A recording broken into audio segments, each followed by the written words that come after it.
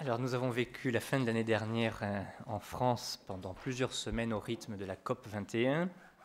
Le pape François avait lancé des appels pour que le message de l'Église qu'il a consigné dans son encyclique soit entendu. Et c'est un fait que même si certaines personnalités comme Nicolas Hulot, comme Anne Hidalgo et d'autres ont publiquement loué l'encyclique au moment de sa parution, on doit constater cependant que l'appel de l'Église à une écologie intégrale et à une écologie humaine est vite tombé dans les oubliettes.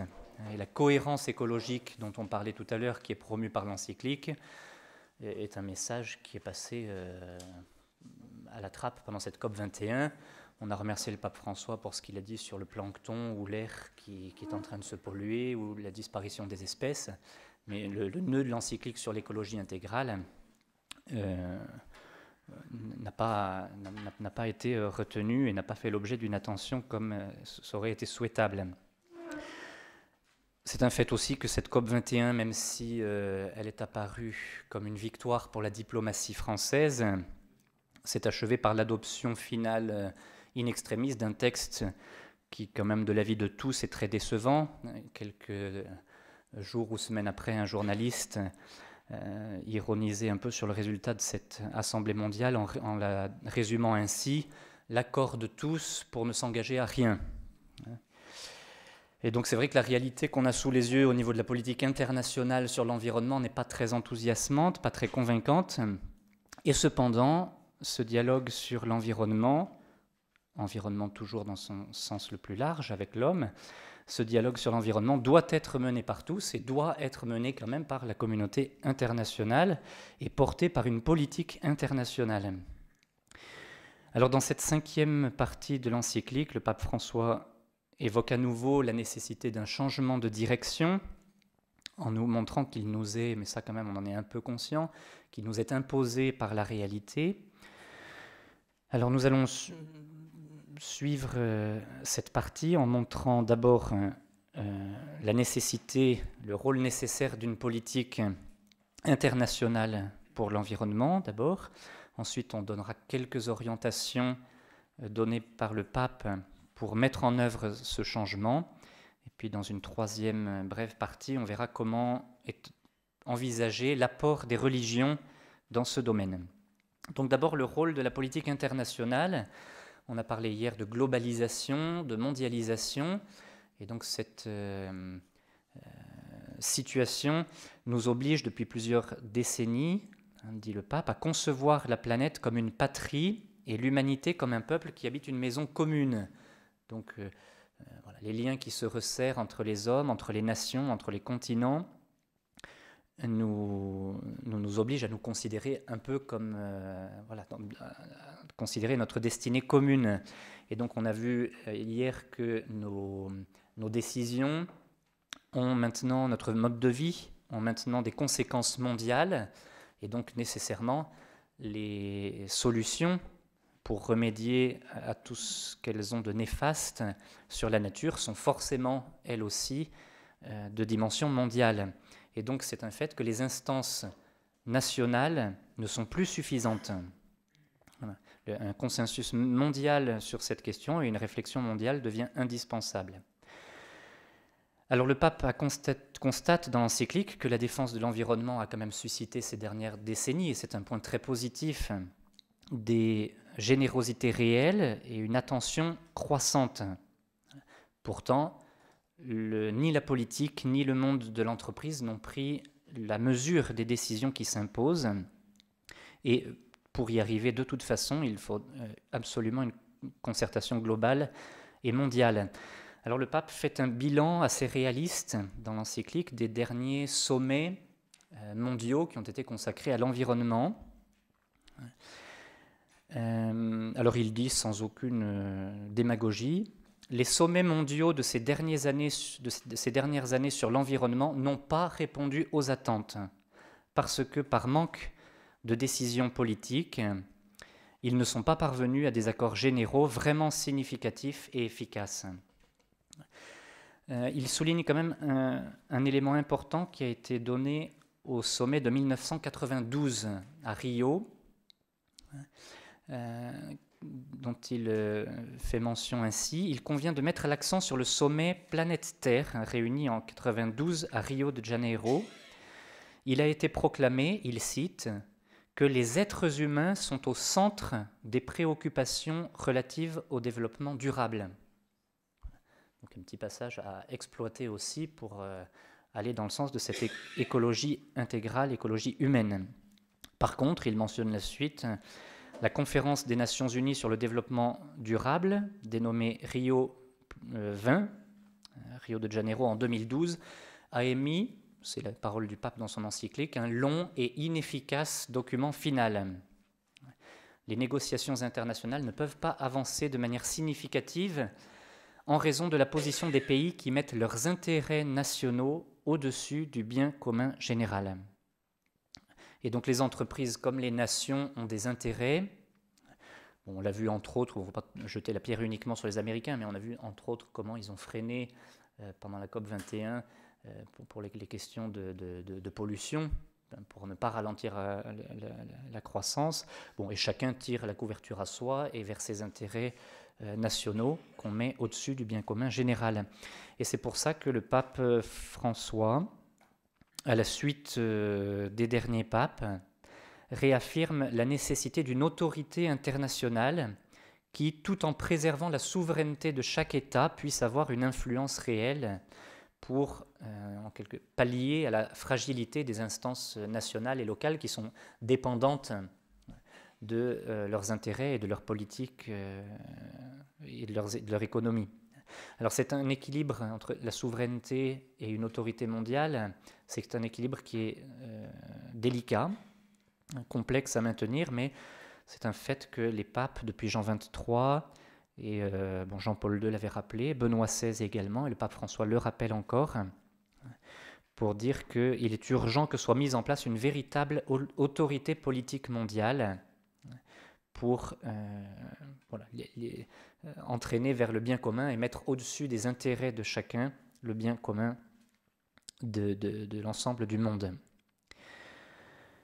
Donc voilà l'importance d'une politique internationale et mondiale sur ces questions. Alors quelques orientations que le pape donne ensuite, on en mentionne 3. La première, c'est d'abord que même si c'est indispensable que des décisions concernant l'environnement soient prises sur un plan international, elles doivent impliquer et elles ne peuvent pas s'appliquer sans l'échelon local. Le pape dit, à ce niveau local, on peut susciter une plus grande responsabilité, un plus fort sentiment communautaire, et qu'on peut baser aussi sur l'amour profond pour sa terre. Et là aussi, au niveau local, on pense à ce qu'on laisse aux enfants et aux petits-enfants. Donc, voilà, encore cet équilibre complexe, mais l'attention et l'accompagnement des politiques internationales par les instances et les échelons locaux. Une deuxième orientation que le pape donne et qui est importante, c'est la nécessité d'une continuité dans la politique environnementale. Bon, c'est quelque chose qui est quand même un peu nécessaire pour toute politique. On ne peut pas changer de direction tous les 6 mois ou tous les ans. C'est encore plus vrai dans le domaine de l'environnement qui demande du temps. Le pape dit « La continuité est indispensable parce que les politiques relatives au changement climatique et à la sauvegarde de l'environnement ne peuvent pas changer chaque fois que change un gouvernement. Les résultats demandent beaucoup de temps et supposent des coûts immédiats avec des effets qui ne seront pas visibles au cours du mandat du gouvernement concerné. » Et c'est aussi une des raisons qui motive l'Église à demander une autorité internationale, parce que, si vous voulez, un gouvernement aussi désintéressé soit-il, aura beaucoup de difficultés à mettre en place une politique environnementale vraie, parce que ça va lui coûter très cher tout de suite et que les résultats ne seront pas visibles dans le quinquennat à venir. Donc il n'y a aucun bénéfice, ils ont tout à perdre. Donc l'importance d'une continuité dans ce sens. Et le pape souligne donc que la grandeur politique se révèle quand, dans les moments difficiles, on œuvre pour les grands principes et en pensant au bien commun à long terme. Il est difficile pour le pouvoir politique d'assumer ce devoir dans un projet de nation. Et puis un troisième point qui est le plus important, parce qu'il englobe un peu tout, c'est sur la définition même qu'on donne au progrès. Bon, on l'a pas mal évoqué hier au sujet de la technique, et le pape dit qu'il s'agit simplement de redéfinir le progrès, ni plus ni moins. Un développement technologique et économique qui ne laisse pas un monde meilleur et une qualité de vie intégralement supérieure ne peut pas être considéré comme un progrès. Et donc, évidemment, le pape veut dire par là que pour obtenir un monde meilleur et une qualité de vie intégralement supérieure, eh bien, on doit intégrer à la notion de progrès le progrès des valeurs aussi. Déjà au début de l'encyclique, le pape avait souligné ce paradoxe en disant que les progrès scientifiques sont extraordinaires, les prouesses techniques sont étonnantes, la croissance économique peut être prodigieuse, mais si tout cela ne s'accompagne pas d'un progrès social et moral, eh bien, en définitive, elle se retourne contre l'homme. Et donc, dans le progrès, dans la notion de progrès, de développement, on ne peut pas faire de cette notion une notion uniquement mesurable. Parce qu'on ne peut pas mesurer le progrès uniquement à travers des critères économiques ou politiques. Et donc le pape dit, en constatant que l'immense progrès technologique n'a pas été accompagné d'un développement de l'être humain en responsabilité, en valeur, en conscience, eh bien il demande s'il ne serait pas bon, je le cite, de ralentir la marche sur certains plans afin de rattraper et de combler le déficit actuel de développement en valeur et en authentique humanité. On est allé très vite en développement technique, politique, économique. On a, pour ainsi dire, mis entre parenthèses le développement moral, avec les valeurs qui devraient l'accompagner. Donc on a un décalage qui est grave et qui porte préjudice. Donc il dit, peut-être qu'il faut ralentir la marche voilà, de manière sensée pour combler le déficit qu'on a, pour accompagner tout ce développement mesurable par les valeurs. Donc il utilise l'expression de marquer une pause en mettant certaines limites raisonnables, voire à retourner en arrière avant qu'il ne soit trop tard. Et puisqu'on parlait hier de décroissance, il dit « L'heure est venue d'accepter une certaine décroissance dans certaines parties du monde, mettant à disposition des ressources pour une saine croissance dans d'autres parties. » Troisième point, la place des religions. Donc, quelle place peuvent avoir les religions dans ce développement intégral ? Cette expression de développement intégral n'est pas, cette notion d'intégralité n'est pas nouvelle. Le pape Paul VI, déjà dans son encyclique Populorum Progressio, en parlait. Je vous lis ce que disait Paul VI. Le développement ne se réduit pas à la simple croissance économique. Pour être authentique, il doit être intégral, c'est-à-dire promouvoir tout homme et tout l'homme. Voilà. Ce qui compte pour nous, c'est l'homme, chaque groupement d'hommes, jusqu'à l'humanité tout entière. Et donc, le pape François rappelle l'importance que doivent jouer les religions dans le cadre de cette réflexion sur l'environnement. Il dit, et c'est la logique de toute l'encyclique, que tout ce que, pour comprendre le monde, on ne peut pas en avoir une approche uniquement par les chiffres, une approche uniquement matérielle ou mesurable, et donc on a besoin de la réflexion philosophique, mais aussi des religions. Et on n'a pas le droit, comme c'est le cas en France d'une manière très marquée, de disqualifier immédiatement le discours religieux parce qu'il est religieux. Le pape pose la question, pareil, de manière assez offensive à ce sujet. Est-il raisonnable et intelligent de les reléguer, donc ces réflexions religieuses, de les reléguer dans l'obscurité seulement du fait qu'ils proviennent d'un contexte de croyance religieuse? C'est très fort, parce que si on lit par-dessous, Bon, il dit à un contexte comme le nôtre, laïciste comme le nôtre en France, ce n'est pas intelligent de refuser une réflexion religieuse simplement parce qu'elle est religieuse. C'est insensé. Et donc les religions ont à offrir au monde un trésor de réflexion, un trésor spirituel, pour appréhender la réalité et la nature avec aussi l'esprit, et pas seulement par les chiffres. On a vu que le développement et le progrès étaient liés au développement de l'homme, et donc il est évident, et aux valeurs qui sous-tendent l'humanité, et donc il est évident que les religions peuvent apporter une contribution essentielle dans ce dialogue sur l'environnement, en aidant à redécouvrir justement les principes moraux qui doivent accompagner ce progrès. Et même le pape va plus loin, il dit qu'il est naïf de penser que les principes éthiques puissent se présenter de manière purement abstraite ou détachée de tout contexte. Quand on donne un principe éthique, aujourd'hui les valeurs de la démocratie, on nous parle des valeurs de la démocratie et de la République, elles ne sont pas non plus détachées d'un contexte philosophique ou spirituel au sens très large du mot spirituel. Voilà. Donc on n'a pas le droit, si on accepte des valeurs, on ne peut pas les dégager du contexte dans lequel elles sont nées, et donc il n'y a pas de raison qu'on exclue des valeurs uniquement parce qu'elles viennent d'un contexte spirituel. Voilà. Ce n'est pas parce qu'elles apparaissent dans un langage religieux qu'elles sont privées de toute valeur dans le débat public.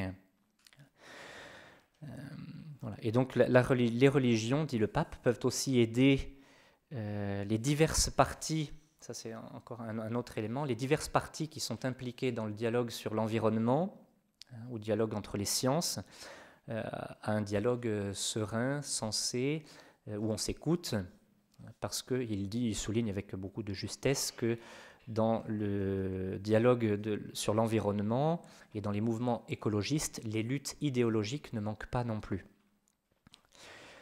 Alors pour conclure, 3 petits points. D'abord, l'importance de concevoir le progrès, on le redit, d'une manière qui ne soit pas seulement économique, mais qui prenne en compte les valeurs. Et pour ça, l'importance, c'est un des axes du pontificat de Benoît XVI, l'importance de la recherche de la vérité. Dans ce débat sur l'environnement aussi, c'est nécessaire, le pape François le rappelle, la sincérité et la vérité sont nécessaires dans les discussions scientifiques et politiques qui ne doivent pas se limiter à considérer ce qui est permis ou non par la législation. Voilà. Il faut qu'on aille au-delà et qu'on se dise qu'est-ce qui est vrai, qu'est-ce qui est bon. Un deuxième point sur lequel on insiste encore, c'est cette expression, frère Michel en a parlé hier, Père Bernard tout à l'heure, qui revient à 9 reprises dans l'encyclique. Tout est lié. Le pape réemploie cette expression 9 fois dans l'encyclique, un peu comme un refrain. Voilà. Ça rejoint tout à fait ce dont on parlait ce matin, sur la cohérence écologique. Voilà. Tout est lié. Donc on ne peut pas traiter de l'environnement sans un regard très large qui ne se limite pas à la défense d'une partie. Voilà. Mais on prend la création tout entière quand on veut lutter en faveur de l'environnement. La défense des pingouins ou des phoques, c'est une bonne chose, mais c'est une partie. Si on défend les pingouins et les phoques et qu'on oublie l'homme, on est à côté de la plaque, même sur le plan écologique. Alors encore une fois, c'est bon et ça en fait partie, mais voilà, tout est lié. Donc il faut regarder attentivement la création entière, et donc même l'homme, c'est une catastrophe de dire ça, il faudrait dire d'abord l'homme. Mais pour l'instant on n'en est pas là, il faudrait dire aux écologistes, on regarde la création et même l'homme.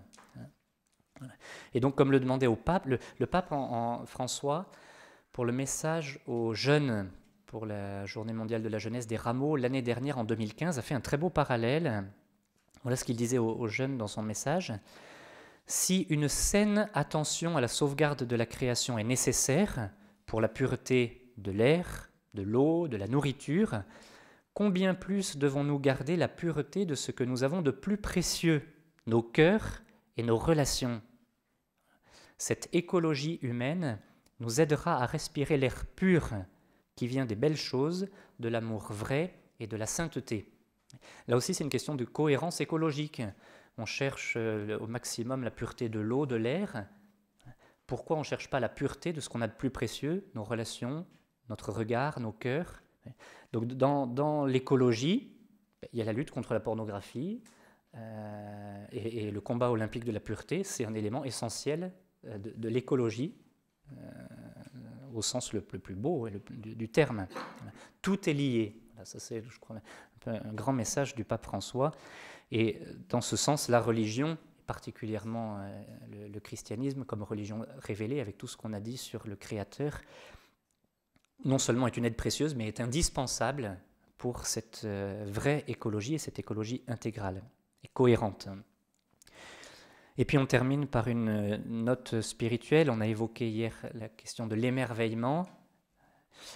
Voilà ce que disait Joseph Ratzinger dans un livre. Nous devrions essayer de réveiller cette capacité de voir à nouveau le monde comme une figure qui a quelque chose à nous dire et pas seulement comme un ensemble de fonctions que nous pouvons utiliser. C'est quelque chose qu'on a beaucoup dit, mais le monde n'est pas seulement, et quand on regarde en face le beau jardin, c'est pas seulement pour voir que peuvent nous rapporter ces arbres si on les coupe en chauffage, cette surface à exploiter, mais le monde a quelque chose à nous dire. Et donc, voilà, redemandons à Dieu créateur ce regard gratuit et émerveillé dont on parlait hier. Et on peut terminer par cette phrase du pape François dans l'encyclique. Le monde est plus qu'un problème à résoudre, il est un mystère joyeux que nous contemplons dans la joie et dans la louange.